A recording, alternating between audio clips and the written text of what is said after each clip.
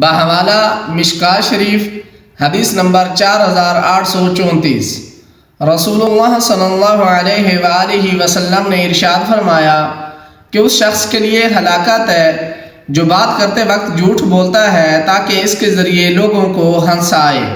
اس کے لیے ہلاکت ہے، اس کے لیے ہلاکت ہے۔ تو سامعین کرام، بیان کردہ حدیث میں ہمیں بڑی ایک اہم بات پتہ چلی ہے۔ اگر ہم اپنا جائزہ لیں تو majority of the people are involved in this act, یعنی ہم میں سے میجورٹی جو ہے نا ہمارے معاشرے کی، تو وہ اس کے اندر انوالو ہیں۔ ہم عموماً کیا ہوتا ہے کہ بات کرتے سمے جھوٹ بولتے ہیں لوگوں کو ہنسانے کے لیے۔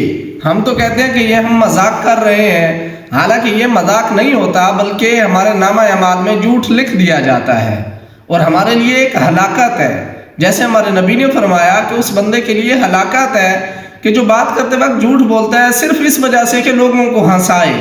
ہم لوگوں کو ہنسانے کے لیے جھوٹ تو بول دیتے ہیں، لوگ ہنس بھی لیتے ہیں، لیکن اس کا نتیجہ کیا ملتا ہے؟ ہمیں کیا حاصل ہوتا ہے؟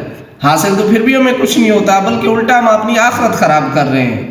اپنے نامہ اعمال کے اندر صرف گناہ لکھوا رہے ہیں، جو آخرت کے اندر جا کے ہمیں معلوم ہوں گے۔ جب ہمارے اعمال کا وزن کیا جائے گا، اس وقت ہماری آنکھیں کھلیں گی کہ دنیا کے اندر تو ہم محض لوگوں کو ہنسانے کے لیے، چند سیکنڈ کے لیے جو ہے نا خوشی دینے کے لیے یا خوش کرنے کے لیے یا اپنے آپ کو سمجھدار ثابت کرنے کے لیے ہم جھوٹ بول دیتے تھے، اور آج اس جھوٹ کی سزا کی وجہ سے ہمارے نامہ اعمال کے اندر اتنے گناہ ہیں کہ ہمارے جو ہے نا اوپر جہنم واجب ہو چکی ہے۔